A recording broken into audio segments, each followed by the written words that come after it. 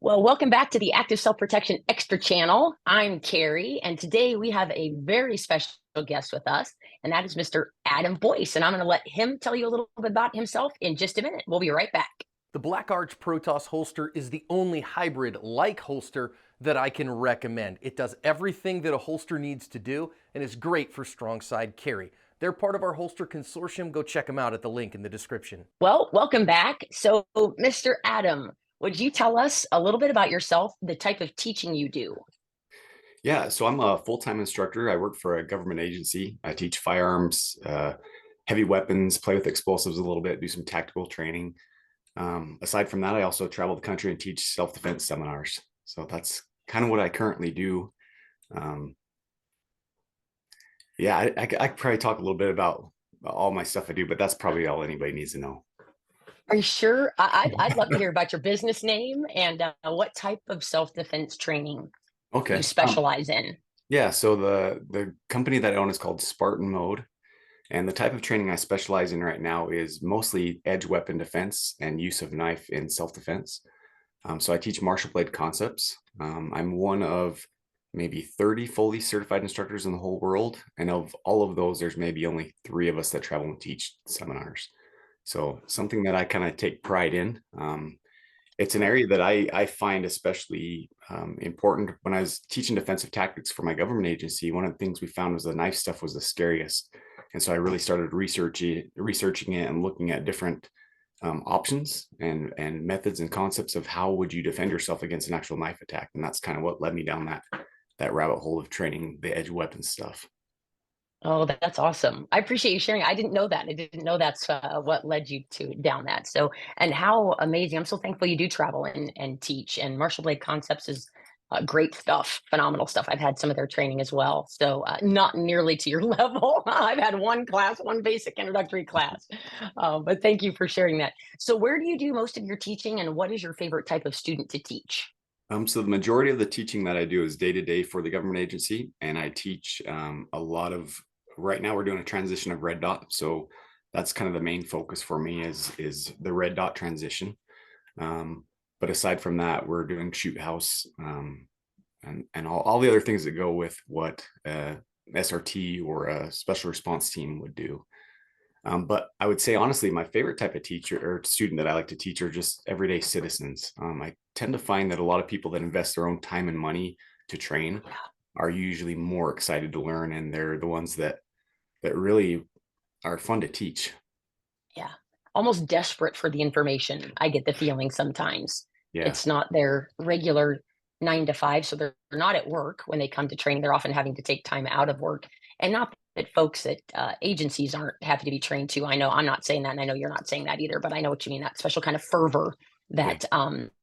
that citizens often have. Okay, next question. What led you to consider, so you're a graduate of the Active Self-Protection Instructor Certification Program, Mhm. and what has led you to pursue instructor level training? So one of the things I try to do as an instructor is I try to take 5 to 6 classes a year of something that's going to make me better. Um, and I got a degree from Idaho State University in adult education. And so I had a lot of I interest didn't in know how do you learn, how do you teach, how do you develop curriculum, all those things in there. Wasn't really anything else out there that I saw that was specific to the firearms world or even to that. Yeah. just teaching. And a lot of the stuff I learned in college was a lot of theory. There wasn't a lot of like Yeah. practical application. Here's this. And what I found is as I would teach over the years that every student's completely different. And I wanted to figure out how I could be better. And I had a good friend named Adam Winch. He's gone through your class, and I think twice, Yeah. but I took a class with him through Modern Samurai Red Dot Pistol class a few years ago, and we hit it off. And I noticed that he'd gone through this cohort. I was like, ASP is pretty cool stuff. I like the videos they put out. It's very logical. And that's what kind of led me down the path of, hey, I think I want to take this. I think also the side of it's a 6 month program. It's not just like, hey, you're going to do this thing for a couple of weeks. You're going to get a certification. The fact that you had college level books, I think there was 5 or 6 books we had to read and research papers. And the idea that it was a long-term commitment was really fascinating to me. Something that would push me to learn and grow. That's probably how I kind of end up finding it and getting so excited to be part of it. I got to tell you, your work that you submitted was absolutely stellar in your cohort. There's absolutely no question about that. I still remember some of the pieces that you turned in, and they were absolutely phenomenal. Interesting about the adult ed, I've kind of gone down that rabbit hole again just recently. And one of the things I've realized is that, and I'd love your take on it, is that there's a lot of adult education theory out there, and we learn about that in college classes and that sort of thing. There's plenty of books on it. Right. But what we do in the firearm training world is we're not just providing education, it's training, which is very different because we're hoping that people will have a change in their behavior and in the way they actually do things, which often takes more repetitions of doing that same thing. How do you differentiate between those two, adult education and training? How do you help your students develop or how do you give them opportunities to have the repetitions they need to cement that learning?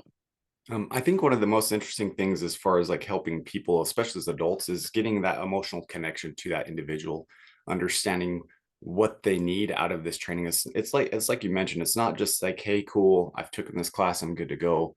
If you take an adult class on building a pot, like I'm going to learn how to build a pot or a basket. At the end of the day, those skills, if you mess up, it doesn't really matter that much. But when you learn skills that are in a self-defense situation, they have to be skills that you can use well. So one of the things that Wow. I try and look at as far as adult learning is we'll do a lot of things, high repetitions, very basic, and just kind of chunking pieces and breaking it down to a piece where it's very understandable. I like that. So chunking, that makes, yeah, that's a great thing to do, huh? It helps them remember things, keeps it close together. I like to do that too with my students. Thanks for going down that little rabbit hole with me. I appreciate that. What is the difference about your teaching this year compared to your teaching in past years? I would say the biggest thing is the instructor course is giving me permission to be able to kind of teach individually. Um, I think especially when you look at the firearms world, it's always like, hey, we're going to shoot this drill. All right, cool, you got it. And the people that maybe didn't shoot so much or shoot as well got a little bit of attention. The people that shot really well didn't get any attention at all, and the people that are kind of in the middle would get a lot of focus. And that's the things I would see in a lot of classes. But the concepts and ideas behind being a better instructor that were kind of emphasized through the cohort were we're going to get each person to develop and grow. We're going to find, as that book we had to read, the talent code, we're going to find everybody's Yeah. individual talent, and we're going to try and see what we can do to make them as good as we can, as capable as we can. And again, I think that's probably the biggest takeaway. It's giving me that permission to not just have to be like cookie cutter. Here's the way we do it. And how liberating that is. Yeah. And it's kind of cool because from the knife side of stuff, we always teach that. It's always been with martial blade concepts. It's like you need to know why you're doing before you do it. And applying that to the gun world wasn't really like a, hey, that's a good way to do it. Yeah, do that. And so to kind of be able to like mesh both these, like the way I really like to teach and be able to do it now with the gun community is like, oh, this is, like you say, it's liberating. Oh, that's good stuff. All right. In your eyes, what are some essential qualities of an outstanding instructor? I would say number one is that they are a perpetual learner. They're a perpetual student. They always want to learn. They want to get better. Too many times I've seen people will get certifications and then they're like, cool, I'm good to go. I don't need to learn anything else. But the reality is things change so much over time that if you're not continually growing and learning, your students are going to be getting the best, most relevant information. I'd say the next thing probably is they need to have patience. So they need to be able to understand that we all learn differently as adults.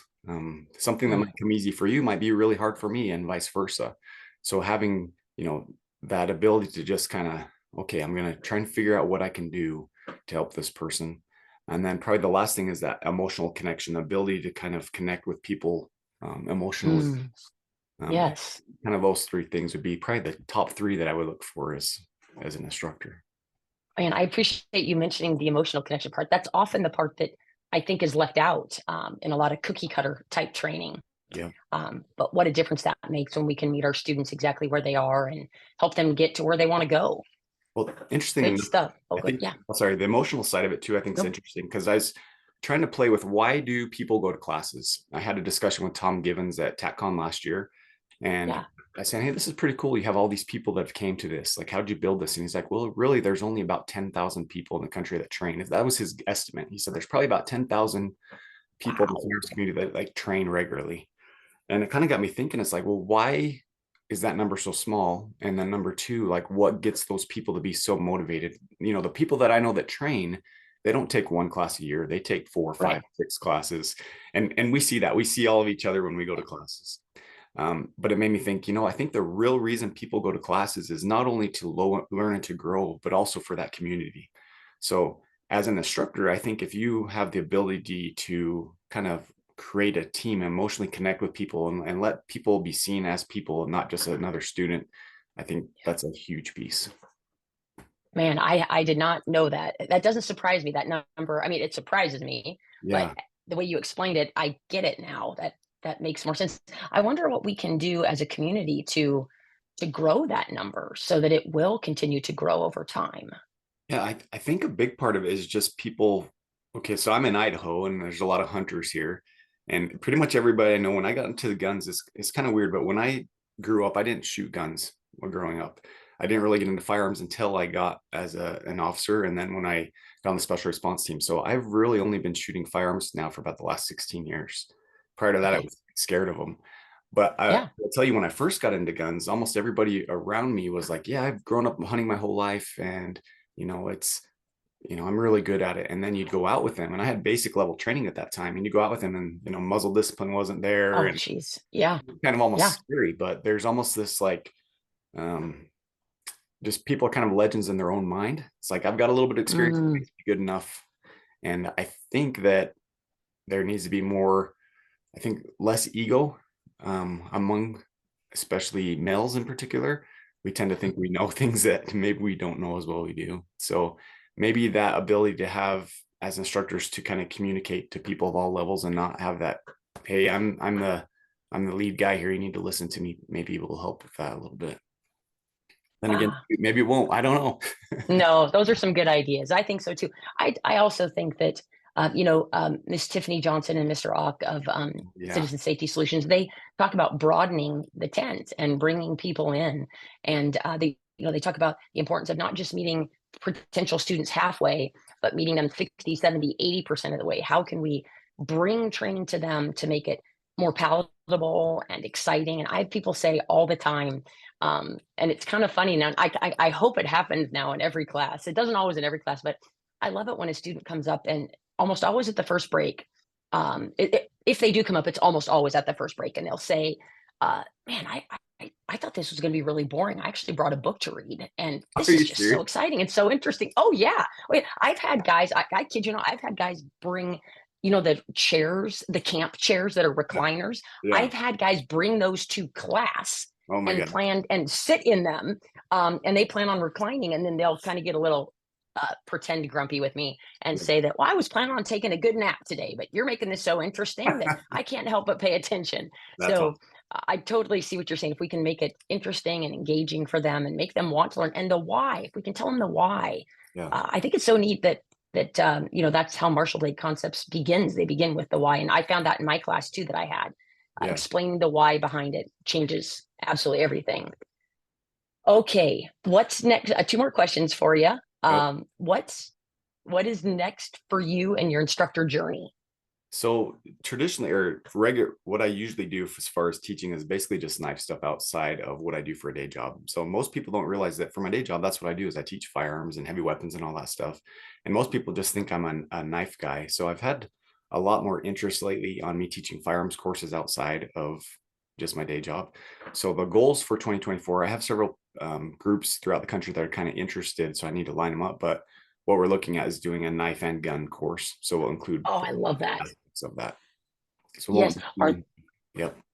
How many classes or how many trainers would you say that you're aware of, Yeah. national level trainers like yourself that teach transitions between knife and gun, or when to run scenarios? Here's a situation that, I mean, they're both lethal weapons, so there's on the hierarchy of lethality, as Masadi calls it, they're both lethal weapons.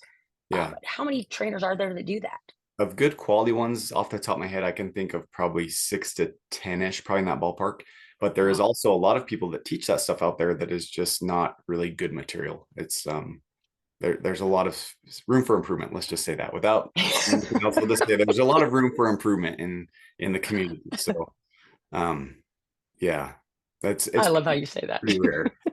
I Room for learned improvement. a long time ago, there's no reason to downplay anybody else, but Yes. there's room for Yeah. improvement. Yeah.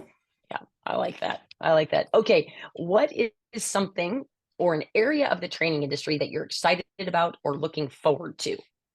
So I'm actually going to focus a little bit more on medical this year. That seems like an area, like I've got some really basic training, individual patrol officer, like tourniquets and that kind of stuff, but Yeah.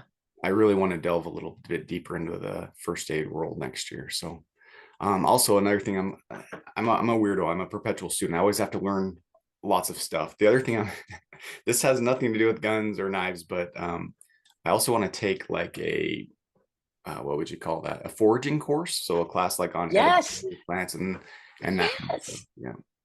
Are you gonna do that with your family? Yeah. So I'd go do that with just friends and go, yep. Yeah. Yep. I think that's interesting. I think it's so neat to learn to take a class outside of our industry and area. I think for me, it helps me with my creativity and allows me to see other instructors and how they do things in a different field. And so that's some awesome stuff. So, where can Ask viewers learn more about you or find out more about training with you? So if they want to learn more, they can go to spartanmode.com. That's the website. If they're on Instagram, it's spartan.mode. And then Facebook is just Spartan Mode. So those are the three easiest ways. I will forewarn everybody because I design knives and I sell knives. I've just been hit by the website saying, "Hey, that's a dangerous item," and they've kind of shut my page from Oh, selling right now. So oh, there you're is information. kidding. There is information there, but I have to find a new internet or web provider now. Host. Yep, Okay. they've now said I've been on that page now for about 5 years, no issues, and then all of a sudden it's like Yeah. that. So probably the easiest way is Facebook or Instagram. Okay.